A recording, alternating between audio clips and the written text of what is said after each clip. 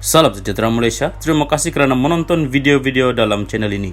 Sebelum kita mula, jangan lupa untuk tekan tombol subscribe, share, like dan komen. Let's go! Salam sejahtera dan salam perpaduan kepada seluruh rakyat Malaysia. Berita panas malam ini bertajuk Lokman Adam kembali jadi ahli MKT UMNO. Berita penuh. Mesyuarat Kerja Tertinggi UMNO MKT malam tadi membatalkan pemecatan Lokman Adam sebagai ahli MKT UMNO. Alhamdulillah, baru terima panggilan daripada Datuk Seri Utama Muhammad Hassan, Timbalan Presiden UMNO, yang memaklumkan bahawa MKT UMNO malam ini tadi telah membatalkan pemecatan saya. Kini saya kembali sebagai ahli Majlis Kerja Tertinggi UMNO. Terima kasih Presiden, Timbalan Presiden, ahli MKT dan semua yang mendoakan saya, katanya dalam kenyataan di Facebook hari ini. Lokman berkata dengan pembatalan pemecatan itu, haknya untuk bertanding dalam pemilihan UMNO juga telah dikembalikan. Lokman yang pernah menjadi penyokong kuat bekas Perdana Menteri Najib Razak dipecat daripada UMNO pada 7 Februari 2020. Pemecatan Lokman dipercayai berkaitan dengan pendedahan rakaman audio yang didakwa menggambarkan percubaan Presiden UMNO Ahmad Zahid Hamidi untuk meyakinkan pemimpin parti itu agar bekerjasama dengan Perdana Menteri ketika itu Dr. Mahathir Mohamad. Lokman mendakwa dia dipecat semasa mesyuarat MKT melalui proses mengundi angkat tangan.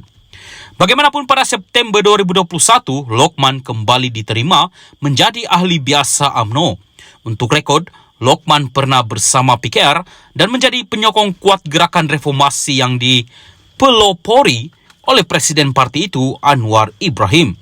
Dia kemudian keluar PKR untuk menyertai semula UMNO dan menjadi pengkritik tegar Anwar.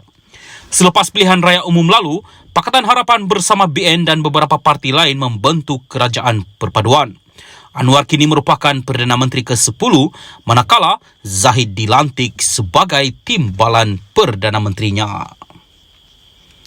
Salam sejahtera dan salam perpaduan. Berita seterusnya dipetik dari Malaysia Kini bertajuk Muhyiddin tak endahkan titah Agong, kata Lim. Berita penuh. Bekas Perdana Menteri Muhyiddin Yassin dituduh tidak mengendahkan hasrat yang di-Pertuan Agong yang berharap tidak akan ada lagi kemelut politik semasa pemerintahannya. Melabel Muhyiddin sebagai kuasa, sebenar di sebalik Ketua Pembangkang, Lim Kit Siang berkata Presiden Bersatu itu telah mengisytiharkan perang di Dewan Rakyat semalam. Menurut veteran DAP itu, ucapan Muhyiddin dengan jelas menyatakan bahawa Perikatan Nasional PN mahu 6 pilihan raya negeri akan datang dijadikan sebagai pilihan raya umum mini. Lim mendakwa bahawa jika gabungan pimpinan Muhyiddin memperoleh kemenangan besar, ia akan digunakan menjadi asas kepada satu lagi konspirasi politik seperti langkah Sheraton untuk menumbangkan Perdana Menteri Anwar Ibrahim.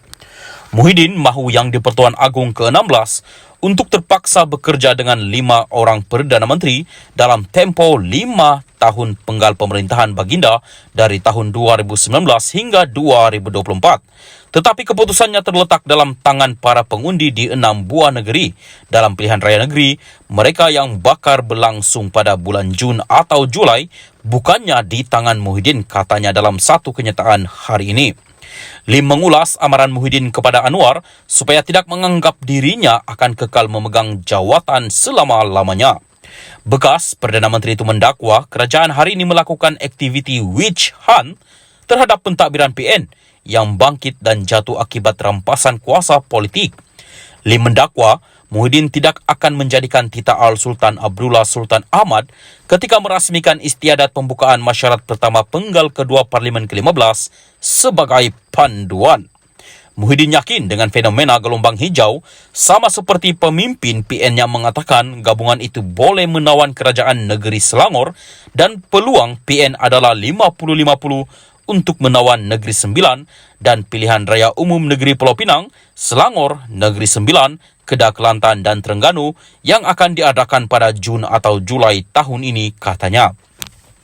Pada Isnin lalu, Al-Sultan Abdullah memberitahu Parlimen bahawa baginda berharap tidak ada lagi Perdana Menteri lain akan mengambil sumpah jawatan di hadapannya sebelum pemerintahannya selama 5 tahun berakhir tahun depan. Tita Baginda, dirinya menjadi satu-satunya yang di Pertuan Agung yang diberi keafiatan untuk memerintah negara dengan 4 orang Perdana Menteri dan mengimbas kembali bagaimana peletakan jawatan Dr. Mahathir Mohamad pada 2020 memaksa Baginda campur tangan dalam politik negara. Sementara itu, Lim berkata ucapan perbahasan Muhyiddin menjelaskan mengapa Ketua Pembangkang Hamzah Zainuddin gagal dalam ujian agung untuk memastikan kestabilan politik untuk 5 tahun yang akan datang. Saya telah katakan yang Hamzah telah gagal untuk memberi aku janji bahawa Anwar Ibrahim akan menjadi Perdana Menteri terakhir yang dilantik oleh Sri Paduka Baginda berakhirnya penggal pemerintahan 5 tahun Baginda pada Januari depan, atau berjanji bahawa tidak akan ada pertukaran Perdana Menteri untuk 5 tahun akan datang. Kini, puncak kegagalan Hamzah dengan ujian ini sudah jelas. Ucapan perbahasan Muhyiddin semalam adalah satu pengisytiharan perang yang menunjukkan bahawa dia tidak akan dihalang oleh Tita Diraja yang di Pertuan Agung, katanya lagi. Salam sejahtera dan selamat malam kepada seluruh rakyat Malaysia dan salam perpaduan berita panas malam ini bertajuk Polis, Bank Negara dan LHDN turut siasat kertas Pandora. Berita penuh. Selain SPRM, Bank Negara, Lembaga Hasil Dalam Negeri LHDN dan Polis turut menyiasat kandungan bocor melalui kertas Pandora pada 2021. Menteri Undang-Undang Azlina Othman Said berkata, siasatan masih dijalankan dan memerlukan maklumat daripada pihak luar negara. Dalam jawapan bertulis di Parlimen hari ini, Azlina juga mengesahkan siasatan dibuat terhadap sesetengah individu yang dinamakan dalam kertas Pandora. Siasatan itu berkaitan isu rasuah, salah guna kuasa dan penyelewengan. Azlina berkata demikian ketika menjawab soalan Fong Kui Lun, Pakatan Harapan Bukit Bintang, sama ada kerajaan akan membuka semula siasatan terhadap kertas Pandora. Kertas Pandora merujuk kepada kebocoran maklumat keuangan dan rekod-rekod lain daripada 14 perkhidmatan luar persisir yang menubuh dan menguruskan syarikat cengkerang serta amanah di kawasan besar cukai di seluruh dunia. Dokumen-dokumen itu didedahkan kepada konsortium antarabangsa wartawan penyiasat ICIJ yang seterusnya memberikan akses kepada rakan kongsinya termasuk Malaysia kini. SPRM dilaporkan merakam kenyataan seorang bekas menteri dan anak seorang bekas Perdana Menteri. Antara individu dinamakan dalam kertas Pandora ialah Timbalan Perdana Menteri Ahmad Zahid Hamidi, Menteri Perdagangan Antarabangsa dan Industri Tengku Zafrul Abdul Aziz dan bekas Menteri Keuangan Daim Zainuddin. Bagaimanapun